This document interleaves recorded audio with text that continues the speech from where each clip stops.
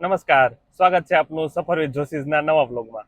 અમે જોશી ફેમિલી ગુજરાતથી જઈએ છીએ જગન્નાથપુરી. તો આપણે ઓમકારેશ્વર જ્યોતિર્લિંગના દર્શન કરી લીધા છે. આ બ્લોગમાં આપણે કરીશું સફર ઓમકારેશ્વરથી ઉજ્જૈન સુધીની. તો મસ્ત મજાની આ રોડ ટ્રીપ રહેવાની છે. છેક સુધી બન્યા રહેજો, મજા આવશે. અહીંયા બધે રસ્તાનું કામ શરૂ છે.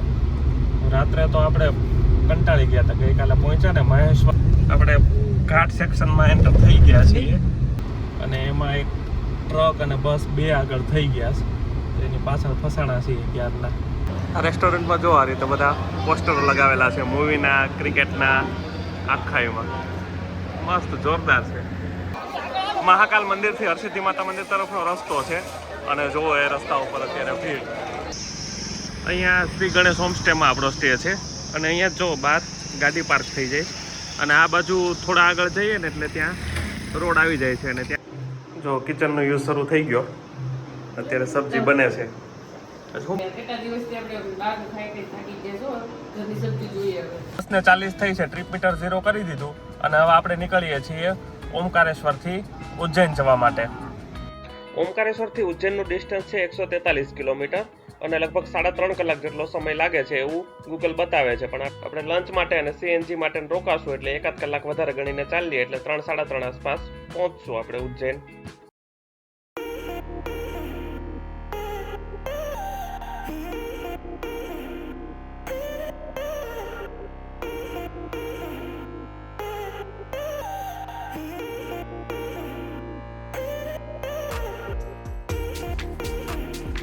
અહીંયા બધે રસ્તાનું કામ શરૂ છે. રાત્રે તો આપણે કંટાળી ગયા હતા. ગઈકાલે પહોંચ્યા ને મહેશ્વરથી ઓમકારેશ્વર વચ્ચેનો જે 60 કિલોમીટરનો રોડ છે ને એમાં લગભગ 2 થી 2.5 કલાક થઈ હતી અને રાતનું ટ્રાફિક એવું હતું.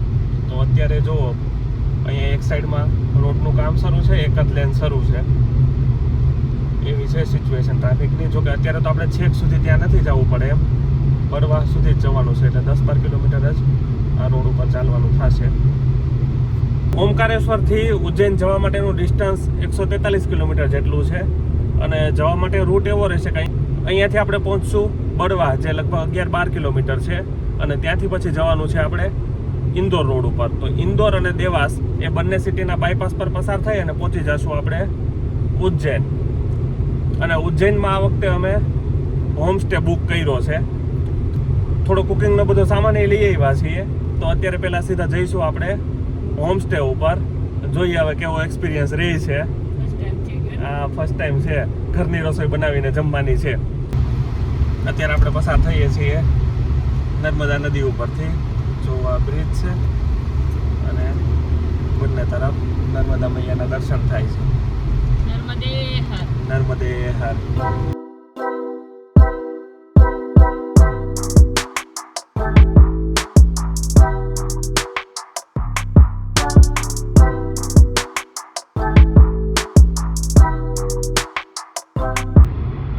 અત્યારે આપણે પહોંચ્યા છીએ બળવા.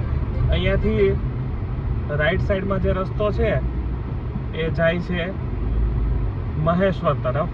આપણે ગઈકાલે ત્યાંથી જ આવ્યા હતા અને આપણે અત્યારે ઉજ્જૈન જવાનું છે એટલે સીધું ઇન્દોર રોડ ઉપર જવાનું. આપણે ગુજરાતમાંથી જે મોસ્ટ ઓફ બધા આવે ને એ પહેલાં ઉજ્જૈન થઈ પછી ઓમકારેશ્વર આવે. તો અહીંયા ઓમકારેશ્વર દર્શન થઈ જાય પછી જુઓ અહીંયા બળવાથી આ જે રસ્તો દેખાય છે અત્યારે આપણી રાઈટ સાઈડમાં, ત્યાંથી નીકળી જાય એટલે મહેશ્વર થઈ અને ધાર થઈ અને સીધું આપણે વડોદરા તરફ નીકળી જવાય. આપણે તો જે અહીંયાથી સીધું કન્ટિન્યુ કરવાનું છે. ઉજ્જૈન અહીંયાથી છે 130 કિલોમીટર. બળવાથી બહાર આવી ગયા છીએ આપણે. આ હવે થોડું ફોરેસ્ટ એરિયા જેવો એરિયા છે પણ ટ્રાફિક એમનેમ કન્ટિન્યુ જ છે કેમ કે 2 લેન રોડ છે અને ઓમકારેશ્વરને ઉજ્જૈન હારે કનેક્ટ કરવાવાળો આ રોડ છે એટલે અહીંયા ટ્રાફિક તો રહેવાનું જ.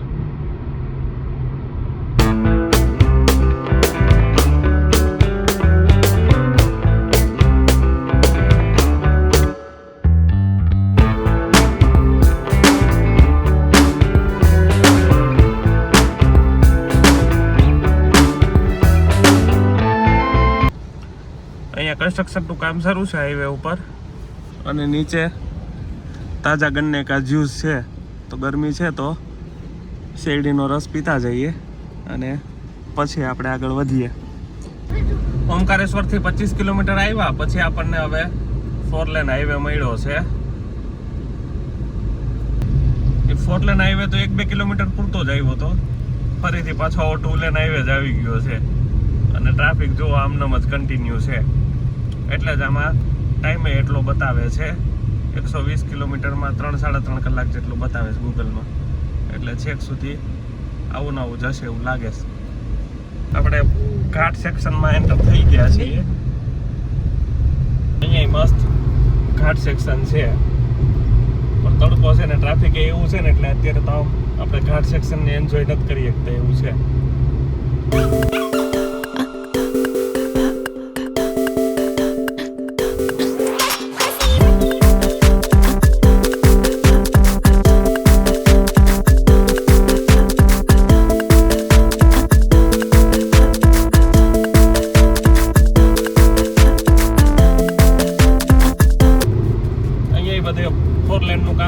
એટલે કદાચ આ ઉજ્જૈન ઓમકારેશ્વર વચ્ચે 4 લેન બની જશે એવું લાગે છે. જો અહીંયા થોડો પાછો બનેલો આવ્યો છે, લાગે છે એકદમ મસ્ત. પાછળ પહાડીઓ દેખાય છે અને આ હાઈવે એમાં જો બસ વાળો રોંગ સાઈડમાં આવે.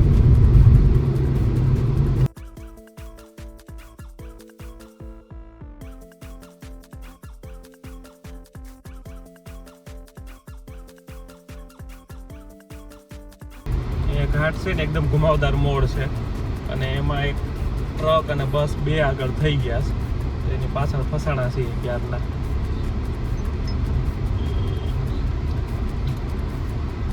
ડ્રાઇવિંગ કરીએ ને તો એ જે રસ્તો એની ભૌગોલિક પરિસ્થિતિ છે ને એને રિસ્પેક્ટ આપીને ડ્રાઈવ કરવું જોઈએ. આવી જગ્યાએ ખોટી ઉતાવળ કરવાથી કાંઈ ફાયદો નથી થતો. કદાચ આપણે આમ ઝિગઝેગ કરીને ઝૂમ કરીને નીકળી જઈએ તો 5 થી 10 મિનિટનો કદાચ ફાયદો થાય આપણને પહોંચવામાં, પણ એની સામે રિસ્ક કેટલું રહે. એની કરતાં શાંતિથી ધીમે ધીમે જઈએ તો આપણી અને બીજા જે ડ્રાઇવિંગ કરે છે, આ રોડ પર મુસાફરી કરે છે, બંનેની સેફટી માટે સારું રહે. ઘાટ સેક્શન પૂરો થયો અને ફરીથી હવે પાછા આપણે હાઈવે ઉપર આવી ગયા છીએ. અહીંયા 4 લેનનું કામ શરૂ છે, એટલે એક જ સાઈડની લેન શરૂ છે. ઉજ્જૈન અહીંયાથી 80 કિલોમીટર દૂર છે અને સીએનજી ફિલ કરાવવા માટે આપણે રોકાણા છીએ. હવે ઘાટ સેક્શન પૂરું થઈ ગયું અને હાઈવે પર પહોંચી ગયા છીએ. સીએનજી ફિલ કરાવીને નીકળી ગયા છીએ. અહીંયા બધે સીએનજી પંપમાં પ્રેશર ઓછું જ હોય છે. અહીંયા માંડ 5 કિલો જેટલો આવ્યો છે અને ઉજ્જૈન હવે અહીંયાથી છે 80 કિલોમીટર દૂર. તો ક્યાંક રસ્તામાં લંચ કરીએ અને પછી ઉજ્જૈન પહોંચશું. અત્યારે આપણે ઇન્દોર બાયપાસ ઉપર છીએ. અહીંયામાં છે ને મેપમાં 2 રૂટ બતાવે. ઓમકારેશ્વરથી ઉજ્જૈન જવું હોય ને તો એક ઇન્દોર સિટી પાસે થઈને જાય છે અને એક આ આઉટર બાયપાસ છે. તો ઇન્દોર બાયપાસ પછી ત્યાંથી દેવાસ બાયપાસ, એ બંને જગ્યા બાયપાસ કરી અને આપણે ઉજ્જૈન પહોંચીએ છીએ. એ ડિસ્ટન્સ છે ને લગભગ 20 કિલોમીટર જેટલું વધે છે, પણ એ જ રસ્તો લેવો સારો પડે છે. પહેલામાં આપણને ડિસ્ટન્સ ઓછું બતાવે છે પણ સમય વધારે લાગે એવું છે. અહીંયાથી હવે આ 4 લેન હાઈવે આવી ગયો છે.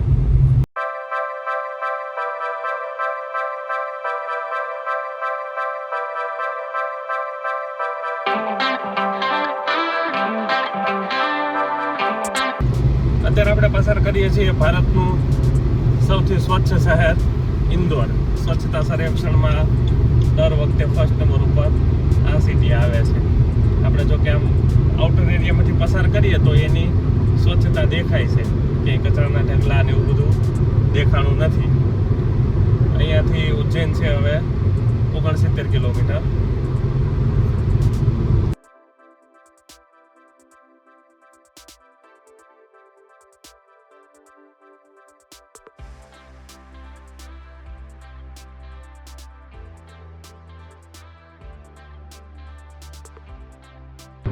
આ નેશનલ હાઈવે 52 સીધો જાય છે ભોપાલ તરફ અને આપણે અહીંયાથી લેફ્ટ લેવાનું છે ઉજ્જૈન બાજુ. અહીંયા ઉજ્જૈન શિપ્રા બાયપાસ કનેક્ટ થઈ જઈએ છીએ આપણે, એટલે દેવાસ અને ઇન્દોર બંનેમાંથી એકેય સિટી આપણે ક્રોસ નથી કરવા પડતા અને પહોંચી જઈએ છીએ સીધા ઉજ્જૈન. ઓમકારેશ્વરથી નીકળ્યા પછી પહેલી વાર ખાલી રોડ દેખાણો છે. ઓમકારેશ્વરથી આપણે ઇન્દોર સુધી આવ્યા, ત્યાંય ફૂલ ટ્રાફિક અને ઇન્દોરથી અહીંયા બાયપાસ સુધી ત્યાં એટલું ટ્રાફિક હતું ટ્રકનું ને કારનું ને એવું. હવે થોડો ખુલ્લો રોડ દેખાણો છે.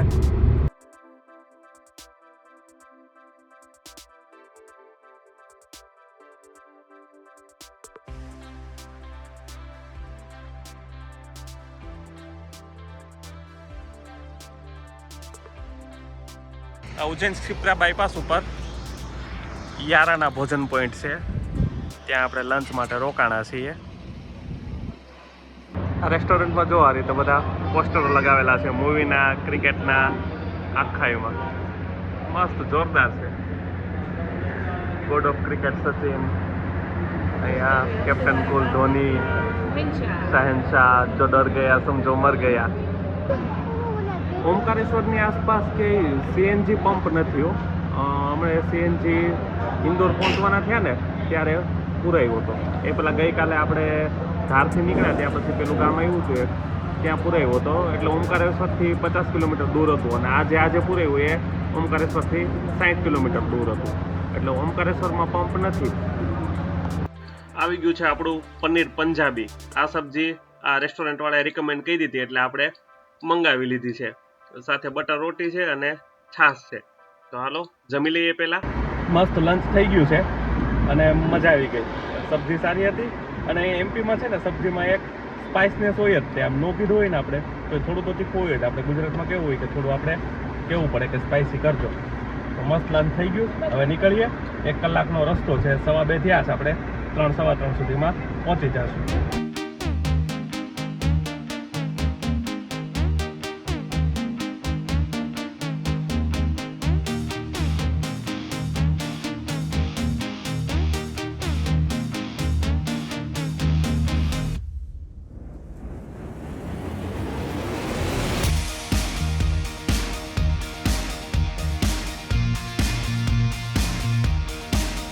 ઉજ્જૈન ક્ષિપ્રા બાયપાસ અહીંયા પૂરો થાય છે અને અહીંયાથી આપણે કનેક્ટ થઈશું ઉજ્જૈન દેવાસવાળા રોડ ઉપર.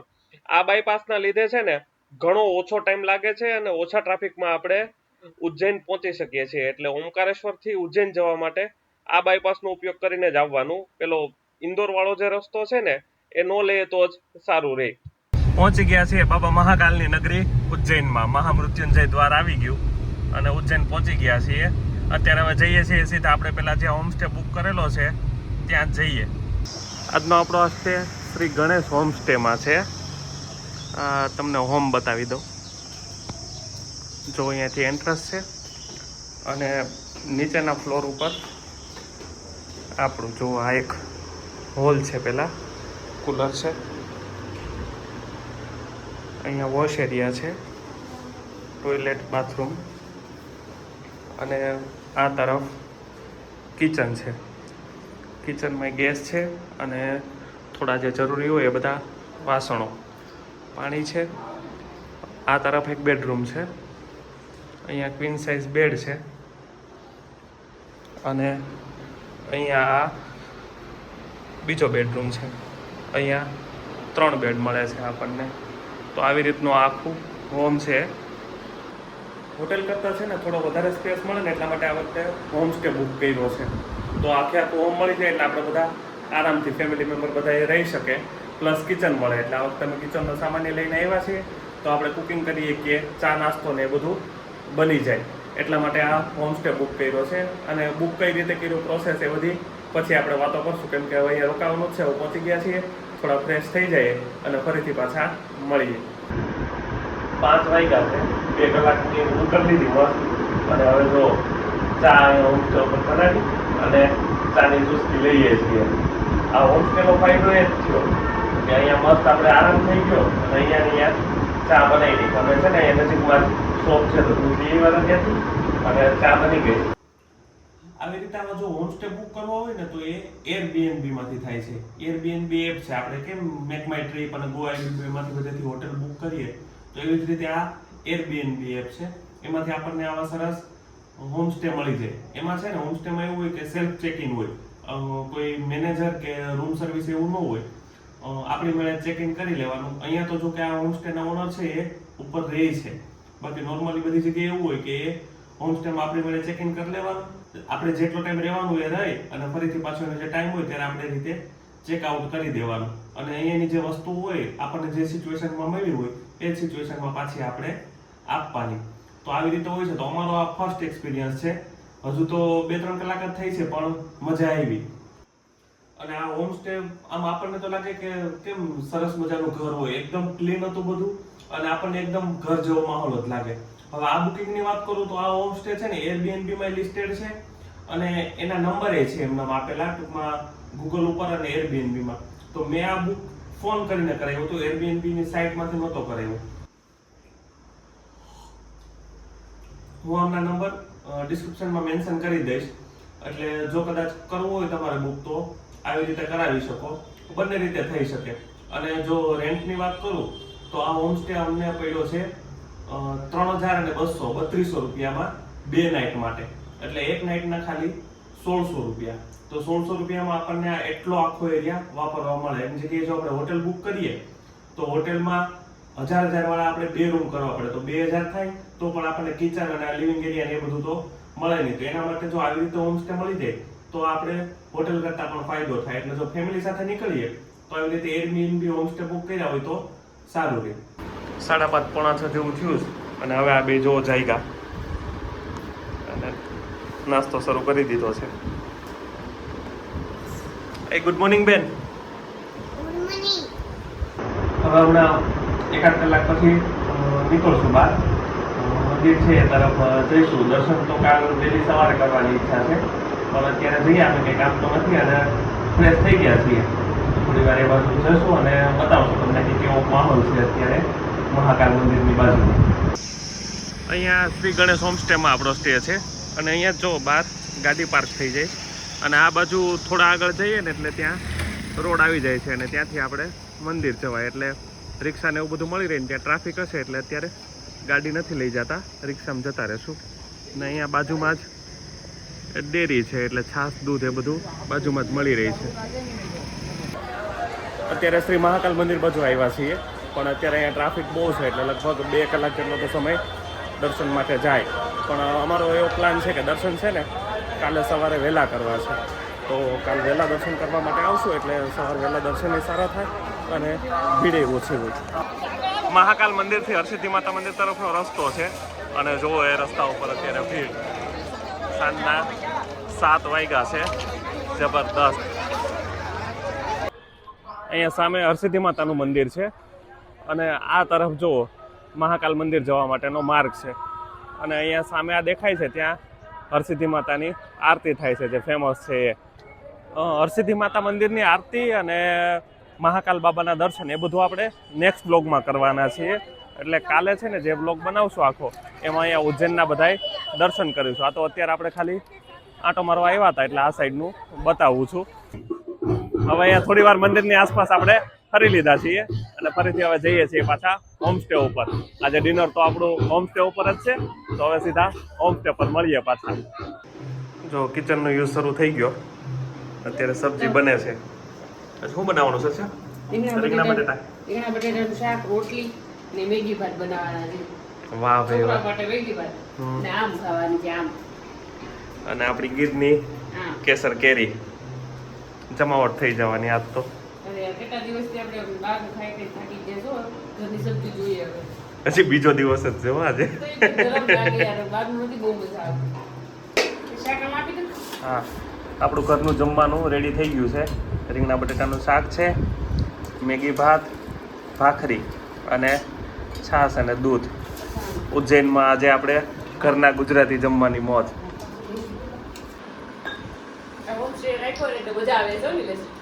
આમાં છે ને છોકરા રિલેક્સ થઈને જમે, ઘર જેવું લાગે રેસ્ટોરન્ટ જેવું લાગે. છોકરાને રમે એને એમ લાગે છે ઘરે છીએ તો છોકરા આપણને તો એન્જોય કરીએ કે પણ છોકરાને આવું જગ્યા પડે ને તો વધારે મજા આવે. ઘર જેવું ફિલિંગ રહે, બહુ મજા આવે છે. આપણું જમવાનું રેડી થઈ ગયું છે અને હવે જમી લઈએ. આજના તો કઈ જમવાના રિવ્યુ પાછળની ટેસ્ટ કેવો છે ને એમ છે એ સારો જ હોય. તો ચાલો, હા એટલે જ કહું છું સારો જ હોય એમ. તો જમી લઈએ અને હવે મળીશું નવા વ્લોગમાં. આવતીકાલે આપણે ઉજ્જૈન મહાકાલેશ્વરના દર્શન કરીશું અને ઉજ્જૈનના બીજા મંદિરોના દર્શન કરીશું. તો ત્યાં સુધી હર હર મહાદેવ.